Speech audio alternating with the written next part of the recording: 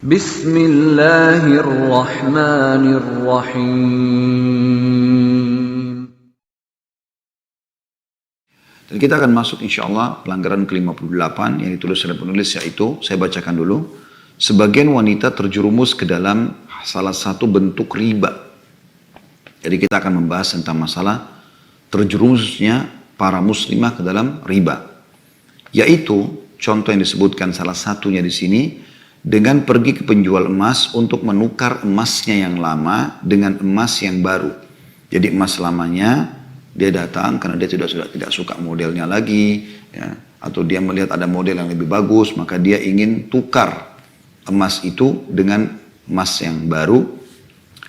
Jadi saya ulangi, sebagian wanita terjerumus ke dalam salah satu bentuk riba, yaitu dengan pergi ke penjual emas untuk menukar emasnya yang lama dengan emas yang baru, dan membayar selisih harga kepadanya secara langsung. Jadi bagi teman-teman yang pegang bukunya, digarisbawahi kalimat secara langsung. Jadi emas lama itu, misalnya tanpa dia jual, dia langsung bilang, ini emas lama saya, cincin, gelang, anting, apa saja, kalung, saya ingin tukar sama yang ini, ya. Oke, kamu tambah 5 juta misalnya, seperti itu. Jadi emas ditukar sama emas langsung. Nah, ini bentuk riba, ditukar secara langsung. Ini adalah riba yang sebenarnya. Mestinya, lalu bagaimana solusinya supaya tidak riba, tukar emas dengan emas? Agar terbebas dari riba, ia menjual emasnya yang lama dan menerima harganya terlebih dahulu. Jadi emas lamanya dijual dulu, misalnya lakunya 10 juta. Oke, sudah 10 juta ya, sudah deal, sudah laku. Nah, kemudian ia membeli emas baru dengan uangnya yang itu sesukanya. Seperti ditunjukkan oleh Rasulullah Sallallahu Alaihi Wasallam. Jadi kita akan bahas tentang poin masalah ini, ya. Sebelum panjang lebar kita jelaskan, teman-teman sekalian, pernah terjadi Bilal radhiyallahu anhu pernah membeli, menukar antara kurma tua dengan kurma baru atau kurma yang bagus, ya. Maka dia pun membawa kepada Nabi SAW kurma yang segar. Maka Nabi SAW tanya, dari mana hai Bilal? Dia mengatakan, ya Rasulullah, saya menukar kurma saya yang buruk, ya, yang sudah kering, dengan kurma ini. Langsung, secara langsung. Tapi takarannya berbeda. Kayak misalnya 2 kilo yang buruk, 1 kilo yang bagus gitu kan. Maka kata Nabi SAW, itu adalah ainur riba. Itu riba yang sebenarnya. Harusnya kau jual dulu kurmamu yang buruk itu, berapa nilainya, baru kamu jual, baru kamu beli kurma yang bagus. Kurang lebih seperti itu.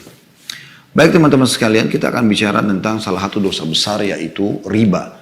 Yang di zaman sekarang, semoga Allah SWT selamatkan kita, ya, hampir setiap rumah tidak luput dari masalah riba. Ya. Adanya transaksi riba ini luar biasa gitu. Ya, perbankan-perbankan ribawi lagi jaya, ya, gitu kan. Ya, dengan segala macam sistemnya, dengan segala macam fasilitas yang disiapkan, ya, semuanya umumnya terlibat dalam masalah riba itu. Saya ingin teman-teman coba kita buka sama-sama di awal pembukaan kita ini surah Al-Baqarah, surah nomor 2, dimulai dari ayat 275. Sekali lagi Al-Baqarah 275. Saya akan bacakan. A'udzu billahi minasyaitonir rajim. Alladzina ya'kuluna ar-riba la yaqumuna illa kama yaqumu alladhi yatakhabbathu asy-syaitanu minal mas. Dzalika bi annahum qalu innamal bai'u mithlu ar-riba wa ahallallahu al-bai'a wa harrama ar-riba. Faman ja'ahu mau'izatun min rabbih fantaha falahu ma salafa wa amruhu ila Allah. Wa man 'ada fa ulaika ashabun nari hum fiha khalidun. Yang artinya, orang-orang yang makan atau mengambil riba tidak dapat berdiri melainkan seperti berdirinya orang yang kemasukan syaitan lantaran tekanan penyakit gila. Bayangkan di sini ancaman Allah SWT. Orang-orang yang makan atau sengaja mengambil riba, terutama yang telah tegak padanya hujjah atau telah sampai padanya informasi, tidak dapat berdiri melainkan seperti berdirinya orang yang kemasukan syaitan lantaran tekanan penyakit gila. Ya, kalau di zaman kita sekarang penyakit stres. Ya, mirip dengan orang gila, terlilit utang sana sini, bingung dengan bayar kartu kredit yang terus membengkak, bingung dengan cicilan KPR, ya, bingung dengan ini dan itu, karena selalu riba dan riba. Bahkan ada orang subhanallah makanannya, ya. Berasnya, gulanya, kopinya, tehnya, gelas yang dipakai, sendok, piring, baju, maaf pakaian dalam, ya. Semua AC-nya, air yang dipakai di rumah, riba semua. Loh, kok bisa Ustaz? Ya dibayar pakai kartu kredit. Gitu kan. Jadi bank bayarkan dulu dia. Maka ini bahaya sekali. Makan ke restoran sama anak istri, gesek kartu kredit. Kan ini jadi makan riba. Karena bank bayarkan dia. Ada kerjasama bank dengan tempat tersebut. Ya. Lalu dia makan ya. Maka ini harus hati-hati. Kebanyakan masalah rumah tangga terjadi rusak karena riba. Nakalnya anak-anak karena riba. Karena pendapatan haram. Ini masuk dalam dosa besar ya. Ini Allah sudah bilang. Lanjutannya, keadaan mereka yang demikian itu adalah disebabkan mereka berkata atau berpendapat sesungguhnya jual beli itu sama dengan riba. Padahal Allah telah menghalalkan jual beli dan mengharamkan riba. Ya, nanti kita jelaskan panjang lebar apa itu riba, ya jenis-jenisnya segala macam insya Allah. Orang-orang yang telah sampai kepadanya larangan dari Tuhannya, riba nggak boleh, ini haram. Ya. Lalu dia berhenti atau terus berhenti dari mengambil riba, maka baginya apa yang telah diambilnya dahulu sebelum datang larangan. Jadi kalau Anda tidak tahu hukumnya, misalnya Anda sudah terlanjur KPR, Anda sudah terlanjur cicilan mobil, motor, Anda sudah terlanjur apalah pakai fasilitas bank riba, ya kemudian Anda belum tahu hukumnya nih. Sekarang baru tahu, oh ternyata hukumnya haram ya. Maka yang lalu-lalu bisa jadi halal. Tapi ingat syaratnya kalau Anda belum tahu hukumnya.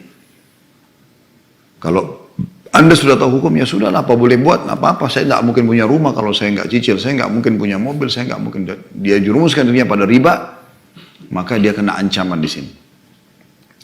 Dan urusannya, maksudnya niat dia segala macam kan kita tidak tahu, terserah kepada Allah. Allah lebih tahu dia benar atau tidak, dia sudah tahu atau belum tahu.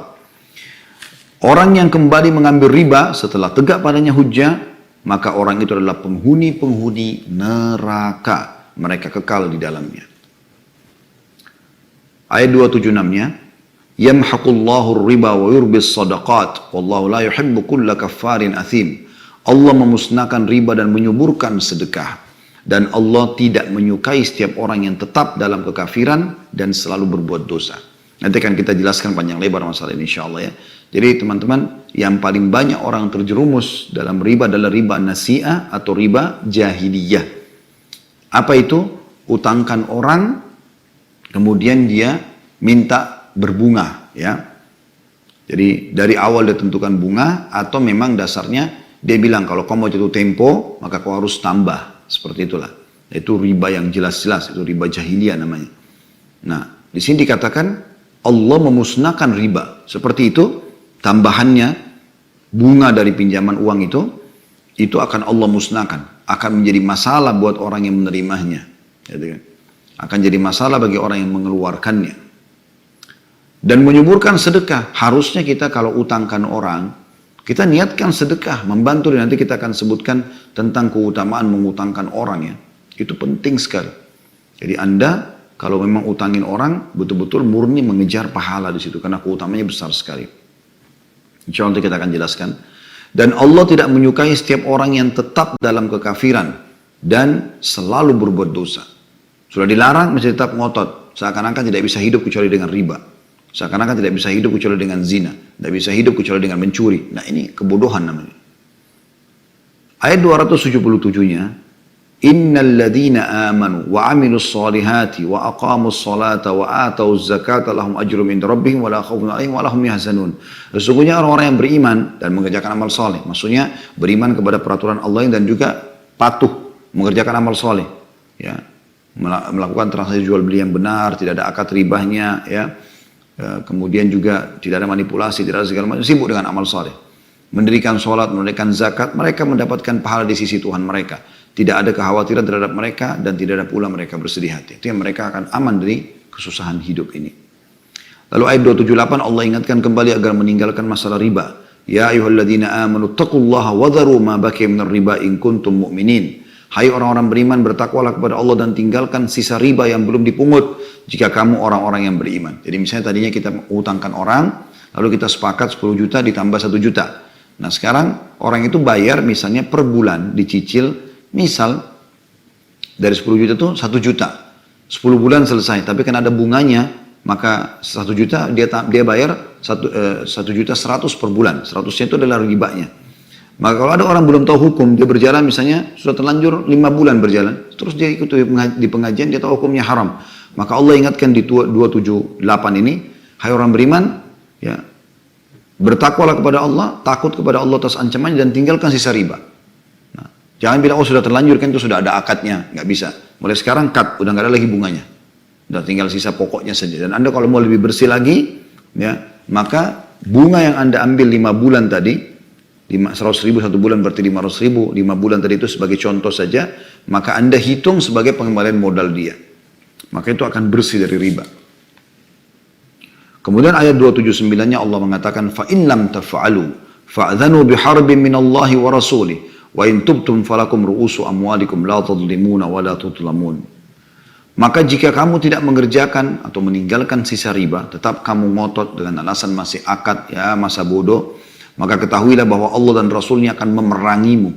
Kata ulama tafsir, ya, tidak ada dosa yang dilakukan oleh umat Islam yang Allah dan Rasulnya langsung mengancam akan memeranginya seperti riba.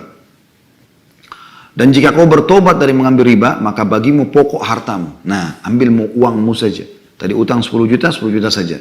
Kamu tidak menganiaya, ya, nah kamu kan tidak menganiaya, tidak mengambil lagi haknya orang lain, kena cari pahala di situ, dan tidak pula dianiaya. Toh modalmu tetap kembali, seperti itulah. 280-nya, lanjutannya, wa in kana dzu usratin fanadhiratun ila maisarah wa an tasaddaqu khairul lakum in kuntum ta'lamun. Dan jika orang yang berhutang itu dalam kesukaran, kita utangkan, maka berilah tangguh sampai dia berkelapangan. Ini bagian dari amal soleh, tapi tanpa ada bunga. Tanpa ada bunga. Nanti kita sebutkan keutamaan itu ya. Insya Allah. Dan menyedekahkan sebagian atau semua utang itu lebih baik bagimu jika kau mengetahui. Maksudnya akan ada pahala besar yang kau dapatkan nanti ya pada saat kamu bertemu dengan Allah Subhanahu wa taala. Ayat 281-nya Allah mengatakan sebagai penutupan dari ancaman, wattaqu yawman turja'una fihi ila Allah thumma tuwaffa kullu nafsin ma kasabat wa hum la yudhlamun. Dan selamatkan dirimu, pelihara dirimu dari azab yang terjadi pada hari yang pada waktu itu kamu semua dikembalikan kepada Allah. Hari kiamat kita dibangkitkan. Itu keimanan orang mukmin ya, rukun iman kita yang kelima. Kemudian masing-masing diri diberi balasan yang sempurna terhadap apa yang telah dikerjakannya, sedang mereka sedikit pun tidak dianiaya. Tidak dianiaya. Jadi ini poin yang sangat penting untuk difahami baik-baik ya. Tentu masih ada ayat selanjutnya, ayat 282 berbicara tentang bagaimana kalau orang mau utang piutang, bagaimana dia harus menulis, tapi kita juga sampai sini insya Allah. Baik teman-teman sekalian, saya akan coba masuk dulu ke masalah keutamaan ya, kita mengutangkan orang dulu ya, mengutangkan orang. Yang pertama sekali kita renung hadis Nabi SAW, karena kan riba ini masuk masalah utang piutang sebenarnya, sebagaimana yang kita paparkan juga itu insya Allah. Dalam Sahih Muslim disebutkan tentang bab sebuah hadis ya. Abu Hurairah radhiyallahu anhu berkata, Rasulullah SAW bersabda, "Man naffasa an mu'minin kurbatan min kurabid dunya, naffasallahu anhu kurbatan min kurabi yaumil qiyamah. Wa man yassara ala mu'sirin yassarallahu alaihi fid dunya wal akhirah. Wa man satara musliman satarahu Allahu fid dunya wal akhirah. Wallahu fi auni al-'abdi ma kana al-'abdu fi auni akhihi." Barang siapa yang meringankan sebuah kesusahan, kesedihan seorang mukmin di dunia, Allah akan meringankan kesusahannya pada hari kiamat. Orang utang, bukan malah kita tindas dia, kesempatan kita ambil keuntungan. Ya, apapun sifatnya, kita meringankan kesusahan dia, maka itu adalah sebuah ibadah. Allah akan hilangkan kesusahan kita pada hari kiamat. Ya. Selanjutnya, barang siapa yang memudahkan urusan seseorang yang dalam sulit, Allah akan memberinya kemudahan di dunia dan di akhirat. Ya, jadi subhanallah, Anda memudah urusan Anda, mudah segala apa transaksi Anda, maka mudahkan juga orang. Ya. Jangan persulit mereka, mereka lagi sulit, belum bisa bayar utang, ya udah kapan bisa silakan. Dan barang siapa yang menutupi aib seseorang, maka Allah pun akan menutupi aibnya di dunia dan di akhirat. Kita tahu kekurangan orang, nasihati dia lalu kita tutupi. Jangan sebarkan, jangan diekspos. Kita pun akan ditutupi Allah SWT. Di dunia dan di akhirat. Ini hadis mulia sekali ya. Dan Allah, kata Nabi SAW penutupan hadisnya, senantiasa menolong hambanya selama hamba tersebut menolong saudaranya. Hadis riwayat Muslim nomor 2699. Juga teman-teman sekalian,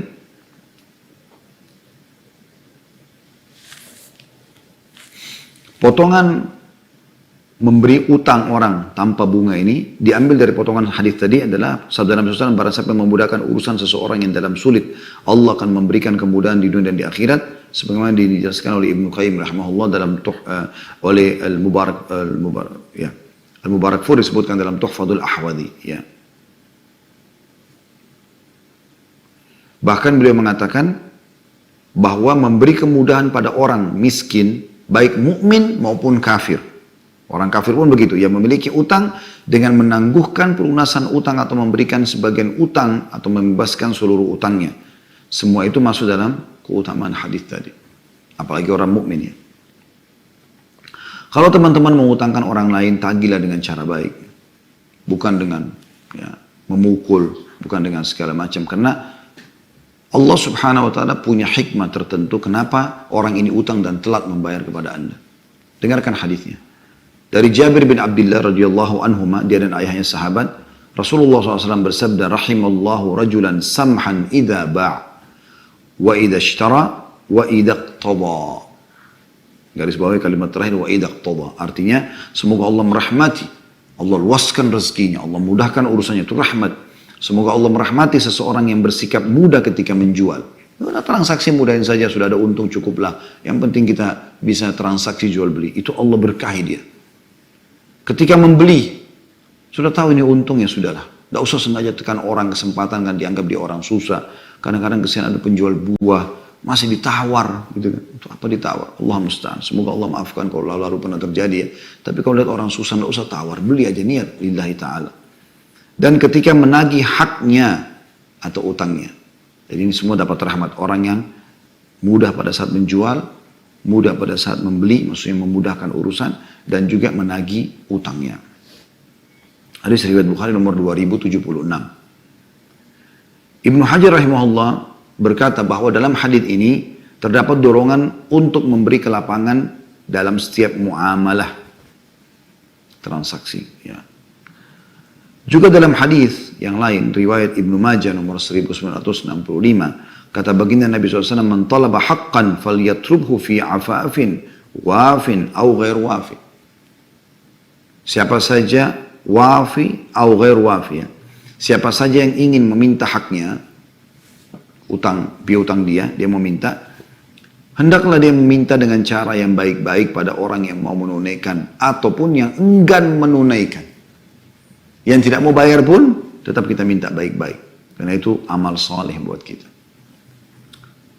Juga hadis yang lain kata Nabi SAW, khud haqqaka fi afafin wafi au ghair wafi. Hadis ini diriwayatkan oleh Ibnu Majah nomor 1966 dan dinyatakan sahih oleh Al-Albani. Ambillah hakmu kata Nabi SAW dengan cara yang baik pada orang yang mau menunaikan atau enggan menunaikan. Dan kalau Anda memudahkan utang orang lain, itu luar biasa keutamaannya, luar biasa keutamaannya. Kita mulai daripada surah Al-Baqarah ayat 280. Allah SWT mengatakan, wa in kana dzu usratin fanadhiratun ila maisara wa an tasaddaqu khairul lakum in kuntum ta'lamun. Tadi sudah kita bacakan ayatnya. Jika orang berutang itu dalam keadaan kesulitan, maka berilah tangguh sampai dia berkelapangan dan bersedekah sebagian atau seluruh utang orang itu, maksudnya kita pemilik utang kita maafkan, lebih baik bagimu jika kamu mengetahuinya. Di dalam hadis Nabi SAW berhubungan dengan masalah itu, ya, riwayat Imam Muslim nomor 3006, man andara mu'siran aw wada' anhu adallahu Allahu fi dhillih. Barang siapa memberi tenggang waktu bagi orang yang berada dalam kesulitan untuk melunasi utang atau bahkan membebaskan utangnya, maka dia akan mendapatkan naungan Allah, maksudnya pada hari kiamat di mahsyar. Jadi saya ulangi, barang siapa memberi tenggang waktu bagi orang yang berada dalam kesulitan untuk melunasi utang atau bahkan membebaskan utang. Sudahlah, saya maafin aja nggak apa-apa, sedekah. Maka dia akan mendapatkan naungan Allah pada hari kiamat. Ini luar biasa, di mahsyar orang lagi kepanasan, dia bisa selamat. Ya, semoga Allah jadikan kita termasuk ini ya. Juga dalam hadis yang lain, seorang sahabat Nabi bernama Abu Yasar radhiyallahu anhu meriwayatkan bahwasanya Rasulullah SAW bersabda, "Man habba yudhillahu Allah azza wa jalla fi dhillihi falyanzuril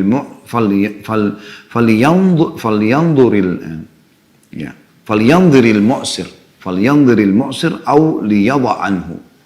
Barang siapa yang ingin mendapatkan naungan Allah yang maha suci dan maha tinggi, hendaklah dia memberi tenggang waktu bagi orang yang mendapat kesulitan untuk melunasi utang atau bahkan dia membebaskan utangnya tadi. Diriwayatkan oleh Imam Ahmad, tadi dinyatakan sahih oleh Syekh Shu'aib Al-Arnaud. Ya. Begitu juga teman-teman sekalian, di dalam hadis yang lain Rasulullah SAW bersabda, "Man naffasa an gharimihi aw maha anhu kana fi dhillil arsy yaumil qiyamah." Barang siapa memberi keringanan pada orang yang berutang padanya atau bahkan membebaskan utangnya, maka dia akan mendapatkan naungan arsy di hari kiamat nanti. Ya. Tentu banyak sekali hadis ini, tapi saya akan cukupkan dengan dua buah hadis. Ya. Sabda Nabi SAW, "Man andhara mu'siran falahu bikulli yawmin sadaqa qabla an yahilla ad-dain. Fa idza halla ad-dain fa andharahu kana lahu bikulli yawmin mithlahu sadaqah." Ini hadis luar biasa, riwayat Ahmad, Abu Ya'la, Ibnu Majah, Tabarani, Al-Hakim, Al-Baihaqi, dan Syekh Albani menyebutkan dalam silsilah hadis sahih nomor 86. Artinya hadis ini sahih. Perhatikan, kata Nabi SAW, barang siapa memberikan tenggang waktu pada orang yang berada dalam kesulitan, utangnya, jatuh tempo belum bisa bayar, maka setiap hari sebelum batas waktu pelunasan, jadi mulai kita utangkan, misalnya mulai tanggal 1 Juli kita utangkan, dia akan bayar tanggal 31 Juli misalnya. Mulai 1 Juli, ya kata Nabi SAW, maka setiap hari sebelum batas waktu pelunasan dihitung, dia akan dapatkan nilai sedekah, senilai uang itu. Misalnya 10 juta, ya berarti 10 juta kali 31 hari itu. Jika utangnya belum bisa dilunasi di saat jatuh tempo, lalu dia masih memberikan tenggang waktu setelah jatuh tempo, maka setiap hari, misalnya, oke, dia belum bisa bayar bulan Juli, nanti sampai Agustus aja. Maka setiap harinya dia akan dinilai setelah bersedekah 2 kali lipat dari piutangnya itu. Jadi seperti 20 juta per hari. Ini kan luar biasa gitu. Ya, ini luar biasa.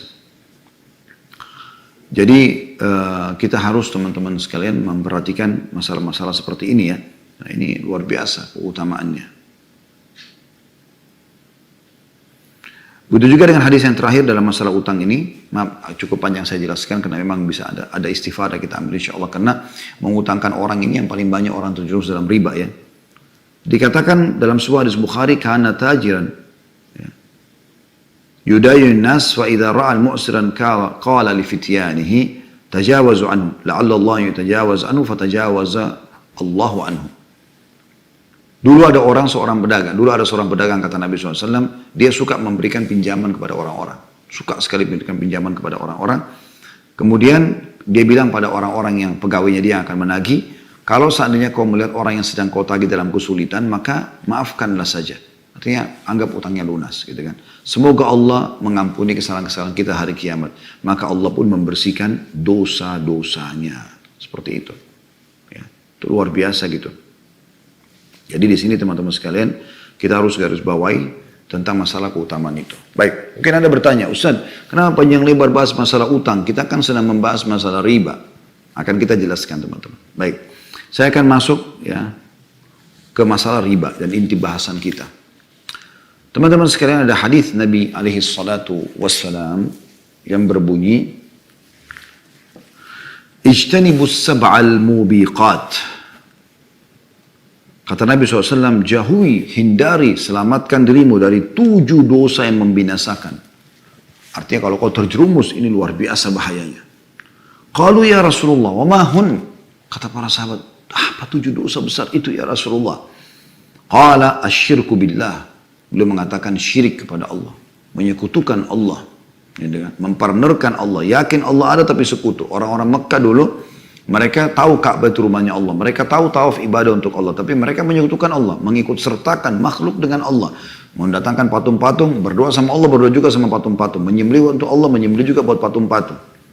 Hancur semua amalnya. Yang kedua was-sihir. Melakukan sihir. Ya, para penyihir-penyihir ini. Hukum dalam Islam dipenggal. Kata Nabi SAW. Haddus sahir darbatun bis saif. Setiap pemerintah harus tegas dengan para dukun penyihir ini.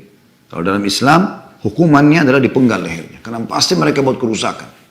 Dan mereka tidak akan mungkin menjadi orang baik. Mereka tahu itu. Ya, bahkan mereka selalu bentrok dengan orang-orang yang baik.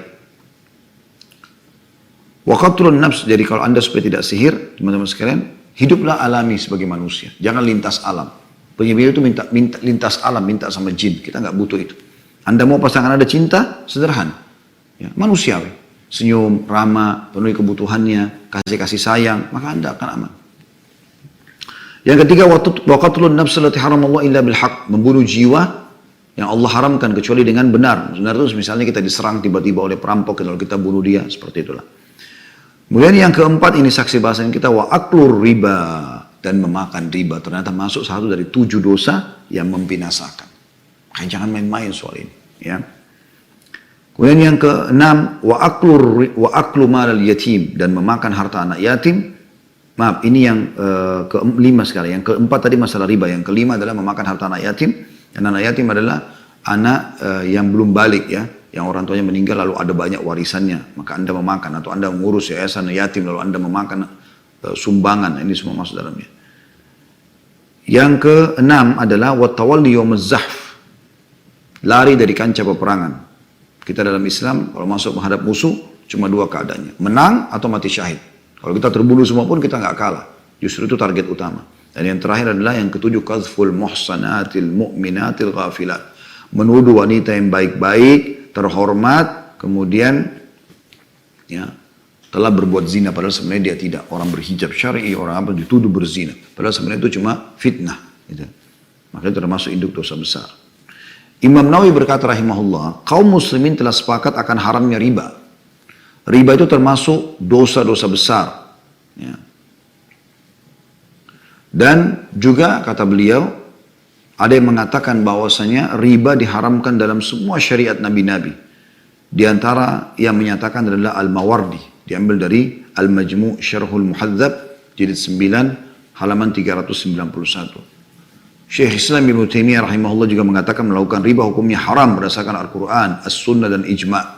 Diambil dari Majmu' Fatawa, jadi 29 halaman 391. Baik, supaya lebih jelas teman-teman, coba kita lebih dalam membahas tentang masalah macam dan ragam riba. Riba itu sendiri ya ada 2 macam ya. Yang pertama adalah riba an-nasi'ah.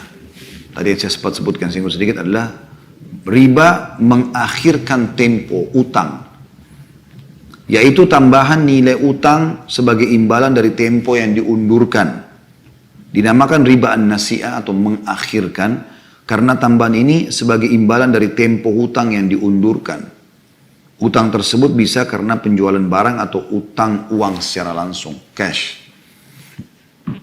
Jadi kalau dari awal Anda mengatakan misalnya, saya akan utangkan kamu 10 juta tapi dengan syarat kamu kembalikan 11 juta, masuk dalam masalah ini. Atau Anda pinjamkan 10 juta dan Anda bilang, kalau kau bayar on time, tetap begitu saja.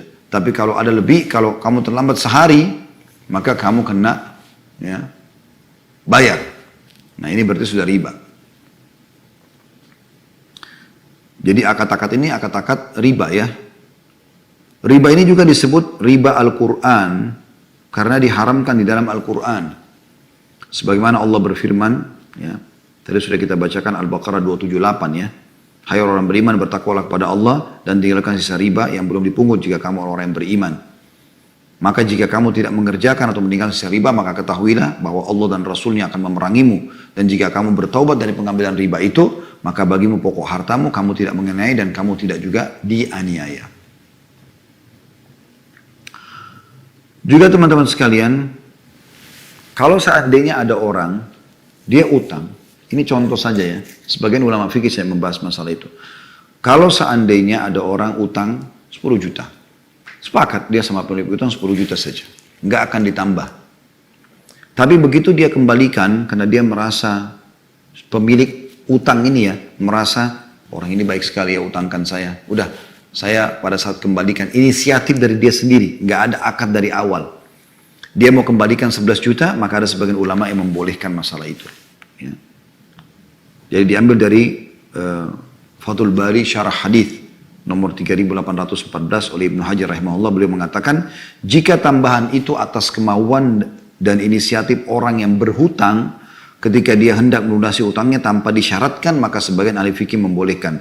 Namun orang yang berhati-hati tidak mau menerima tambahan tersebut karena khawatir termasuk dalam pintu-pintu riba. Wallahu a'lam. Ya. Jadi walaupun dikasih oleh orang yang punya utang, tetap yang pemilik utang tidak mau terima. Tidak, saya tidak mau terima. Walaupun dari dia, walaupun dia ikhlas memberikan. Khawatir masuk, gitu kan. Nabi SAW juga mengingatkan masalah ini dengan sangat tegas dalam khutbah wada beliau atau di haji wada, ya, haji perpisahan Nabi SAW, dan beliau menekankan sekali tentang masalah riba nasi'ah atau mengakhirkan ini, atau riba jahiliyah. Dinamakan jahiliyah juga karena memang orang-orang jahiliyah melakukan itu ya. Juga dinamakan riba jali atau riba yang nyata. Ini semua sama sebenarnya, satu ya. Sebagaimana dikatakan oleh Ibnu Qayyim rahimahullah dalam kitab I'lamul Muwakkin ya. Muwakki'in. I'lamul Muwakki'in di sini ya. Jadi 2 halaman 154. Diambil dari Al-Mawsu' Al-Fiqhiyah Al-Kuwaitiyah, jadi 22 halaman 57. Riba juga ini disebut dengan riba dain atau duyun atau utang-utang ya. Imam Ahmad rahimahullah pernah ditanya tentang riba yang tidak dilakukan keharamannya. Maksudnya pasti riba udah. Dia menjawab, riba itu adalah seseorang memiliki piutang, dia utangkan orang lain, lalu dia berkata kepada orang yang berutang, engkau bayar sekarang atau pembayarannya ditunda tapi dengan syarat memberi tambahan. Jika dia tidak membayar, maka orang yang berutang memberikan tambahan harta saat pembayaran dan pemilik piutang memberikan tempo atau tambahan tempo. Kurang lebih seperti itu, ya. Kata Ibnu Arabi Al-Maliki rahimahullah, orang-orang jahiliyah dahulu biasa berniaga dan melakukan riba. Riba di kalangan mereka telah terkenal, yaitu seseorang menjual kepada orang lain dengan utang, beli barang ya, dengan cara utang. Jika waktu pembayaran telah tiba, orang yang memberi utang tersebut berkata, engkau membayar atau memberi tambahan atau riba. Yaitu engkau memberikan tambahan hartaku dan aku bersabar dengan waktu yang lain. Maka Allah Azza wa Jalla mengharamkan riba, yaitu tambahan di dalam utang seperti di atas. Diambil dari kitab Ahkamul Quran, jilid 1 halaman 241 yang ditulis atau karya Ibnu Arabi. Yang kedua teman-teman sekalian adalah riba al-fadl. Riba fadl itu adalah riba karena kelebihan, yaitu dengan sebab adanya kelebihan pada barang-barang riba yang sejenis saat ditukarkan. Nah ini saksi bahasan kita. Tadi kan yang dibahas dalam buku kita adalah emas ya, ditukar sama emas. Tapi emas selamanya ditukar sama emas baru, gitu kan? Sifatnya ditukar ini dengan menambah selisih harga. Jadi yang benar adalah tadi sudah kita jelaskan, dijual dulu emas selamanya, baru dia beli emas yang baru. Riba ini disebutkan juga dengan riba an-naqd atau kontan, sebagai kebalikan dari riba an-nasi'ah. Kalau nasi'ah kan tadi utang ya. Juga dinamakan riba khafi atau samar, sebagai kebalikan daripada riba jali, nyata. Tadi kan an-nasi'ah, riba jali ya. Diambil dari kitab Al-Mawsu' Al-Fiqhiyah Al-Kuwaitiyah jadi 22 halaman 58. Barang-barang riba ada 6 macam dalam masalah ini, tukar menukar barang, ya, benda dengan benda. Menurut nas hadis, yaitu sabda Nabi SAW, "Az-zahabu bil-zahabi wal-fiddatu bil-fiddati wal-burru bil-burr wasyairu bil-syairi wat-tamru bil-tamri wal-milahu bil-milhi mithlan bimithil yadan biyad faman zada awistazada faqad araba atau araba al-akhidu wal-mu'ti fihi sawa."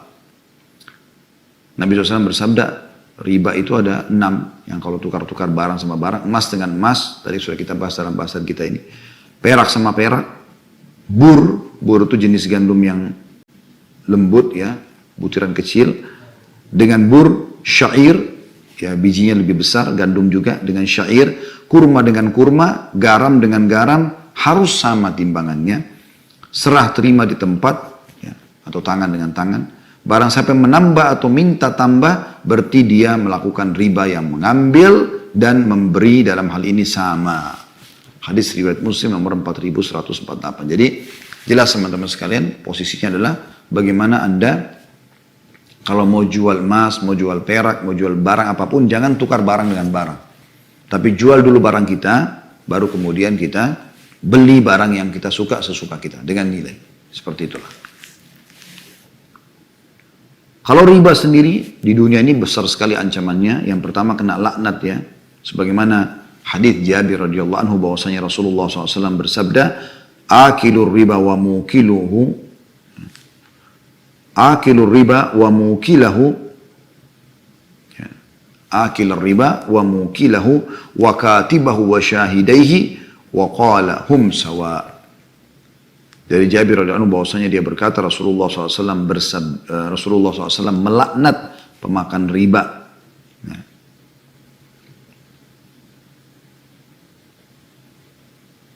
Jabir berkata Rasulullah SAW melaknat, jadi bukan Rasulullah bersabda, tapi Jabir memberitakan Rasulullah SAW melaknat, artinya mendoakan agar ya, diangkat berkah hidupnya. Siapa mereka? Para pemakan riba, pemberi makan riba, ya, orang yang sengaja makan riba, ambil bunga-bunga bank, apa segala macam itu kan, naudzubillah, atau dia pinjam uang yang berbunga, nah itu pemakan riba. Pemberi makan riba, instansi yang meminjamkan, penulisnya, pegawai-pegawainya, dan dua saksinya. Ya. Dan beliau SAW bersabda, mereka itu semua sama. Hadis riwayat Muslim nomor 4177, artinya kena laknat. Yang kedua, diancam perang oleh Allah dan Rasulnya. Sudah kita bacakan tadi ya. Al-Baqarah 278, 279. Saya tidak ulangi lagi. Itu ancaman di dunia. Ya. Ancaman di akhirat, bangkit dari kubur ya, dalam kondisi yang tentu yang tidak diharapkan ya. Sebagaimana hadis yang masyhur dari Auf bin Malik radhiyallahu anhu. Qala Rasulullah sallallahu alaihi wasallam ya. Iyaya wadh-dhunub allati la tughfar al-gulul faman ghalla syai'an ata bihi yaumal qiyamah wa akilur riba faman akala riba bu'itha yaumal qiyamati majnunan yatakhabbat thumma qara'a alladhina yakulun riba la yakumuna illa kama yakumul ladzi yakhabbathu syaitanu minal mas. Dari Auf bin Malik dia berkata radhiyallahu anhu, Rasulullah SAW bersabda, jauhilah dosa-dosa yang tidak terampuni. Di antaranya adalah gulul atau mengambil harta rampasan perang sebelum dibagi. Khianat, korupsi. Ini semua tidak diampuni. Kalau dia meninggal, bahaya, dihukum oleh Allah SWT. Udah sempat bertobat di dunia, alhamdulillah. Tapi kalau tidak, di akhirat dihukum. Baru masuk surga gitu kan, kalau dia pun muslim. Barang siapa yang melakukan gulul, mengambil harta, korupsi yang bukan haknya, ya. Kalau di sini disebutkan gulu harta rampasan perang ya. Jadi kalau kita di medan perang menang, maka apa yang merupakan senjata, barang-barangnya musuh itu kan jadi harta rampasan perang, namanya ghanimah. Nah itu tidak boleh diambil langsung. Harus dikasih kepada panglima perang nanti atur baru kemudian dibagi. Siapa yang ambil sebelum pembagian maka namanya gulul. Maksud dalam sini adalah korupsi, yang mengambil yang bukan haknya di kantor segala macam di zaman kita. Barang siapa yang melakukan gulul terhadap suatu barang, maka dia akan membawanya pada hari kiamat. Barang-barang yang dia curi itu, dia tipu akan diambil. Dan pemakan riba, ini yang kedua, selain gulul. Ini bahasan kita. Barang siapa yang memakan riba akan dibangkitkan pada hari kiamat dalam keadaan gila, berjalan sempoyongan. Ya, nggak jelas. Kemudian beliau SAW membaca firman Allah SWT, orang-orang yang memakan riba tidak dapat berdiri melainkan seperti orang berdiri yang kerasukan syaitan lantaran penyakit gila. Ya. Ini Al-Baqarah jilid 2, surah nomor 2 ayat 275 sudah kita jelaskan tadi ya. Dan juga ini hadis ini semuanya tadi yang panjang ini diriwayatkan oleh Tabaran dalam Mu'jamul Kabir nomor 14.537, Al-Khatib juga dalam At-Tarikh dan dihasankan oleh Syekh Albani dalam silsilah hadis sahihah nomor 300 atau 3313, dan juga Al-Mundhir disebutkan dalam Sahih dalam At-Targhib Tarhib dan ditekankan oleh Albani dalam Sahih At-Targhib Tarhib nomor 1862. Juga dia akan diberenangkan di akhirat, ya. Bisa di kuburan, di alam barzah, ya. Di sungai darah. Disebutkan dalam sebuah hadis, ya. Dari Samura bin Jundub, Samurata bin Jundub radhiyallahu anhu. قال النبي صلى الله عليه وسلم رأيت الليلة رجلين أتاياني فأخرجاني إلى أرض المقدس فانطلقنا حتى أتينا على نهر من دم فيه رجل قائم وعلى وسط النهر رجل بين يديه حجارة فأقبل الرجل الذي في النهر فإذا أراد الرجل أن يخرج رمى الرجل بحجر في فيه فرده حيث كان فجعل كلما جاء ليخرج رمى في فيه بحجر فيرجع كما كان فقلت ما هذا فقال الذي رأيته في النهر آكل الربا. Dari Samurah bin Jundub radhiyallahu anhu beliau berkata bahwasanya Nabi SAW bersabda, tadi malam aku bermimpi ada dua orang laki-laki yang mendatangiku, maksudnya malaikat ya. Keduanya membawaku ke kota yang disucikan. Ya. Kami berangkat sehingga kami mendatangi sungai darah. Ya. Maksudnya ini kisah tentang Isra Mi'raj ya. Beliau diberangkatkan ke Baitul Maqdis. Ya. Kemudian diperlihatkan kepada Nabi SAW sungai penuh dengan darah. Di dalam sungai itu ada seorang laki-laki yang berdiri. Dan di pinggir sungai ada seorang laki-laki yang di depannya terdapat batu-batu. Jadi ada orang yang lagi tenggelam di sungai darah, ada yang berdiri di pinggir sungai tersebut. Laki-laki yang di sungai itu mendekat, berenang dia mendekat ke orang yang ada di pinggir sungai. Jika dia hendak keluar pas mau naik dari sungai, laki-laki yang di pinggir sungai itu melemparkan batu ke dalam mulutnya atau menghantamkan ke dalam mulutnya sehingga dia kembali ke tempat semula, jatuh lagi ke sungai darah. Setiap laki-laki yang di sungai itu datang hendak keluar dari sungai, laki-laki yang di pinggir sungai itu melempar batu ke mulutnya atau menghantamkan sehingga dia kembali ke tempat semula. Lalu aku bertanya, kata Nabi SAW kepada dua malaikat tadi, apa ini? Siapa orang ini? Siksaan apa ini? Maka mereka menjawab, orang yang engkau lihat itu dalam sungai adalah pemakan riba. Hadis riwayat Bukhari. Na'udzubillah. Semoga Allah selamatkan kita. Juga yang ketiga diancamkan neraka. Sesuai dengan firman Allah Subhanahu wa taala, "Faman ja'ahu mau'izatun min rabbih fantaha falahu ma salafa amru ila Allah wa man 'ada fa ulaika ashabun nar hum fiha khalidun." Sudah kita bacakan tadi Al-Baqarah surah nomor 2 ayat 275. Orang-orang yang telah kembali atau telah sampai padanya larangan dari Rabbnya, riba, lalu dia berhenti mengambil riba, maka baginya apa yang telah diambil dulu. Kalau dia tidak tahu tadi ya, saya sudah bilang, dia tidak tahu kalau ini riba, dia sudah KPR apa segala macam, maka baginya halal yang lalu-lalu. Kalau dia sudah tahu nggak boleh, gitu kan? Maka baginya yang telah diambil dahulu sebelum datang larangan, sebelum sampai kepada Ibrahim, dan urusannya terserah kepada Allah. Dia benar atau tidak itu urusan kepada Allah. Orang yang kembali mengambil riba setelah sampai padanya penyampaian, kayak Anda sekarang sudah ikuti pengajian kita, maka orang ini adalah penghuni-penghuni neraka, mereka akan kekal di dalamnya kalau mereka tidak taubat. Allah musta'an. Semoga Allah SWT selamatkan kita dari masalah riba ini.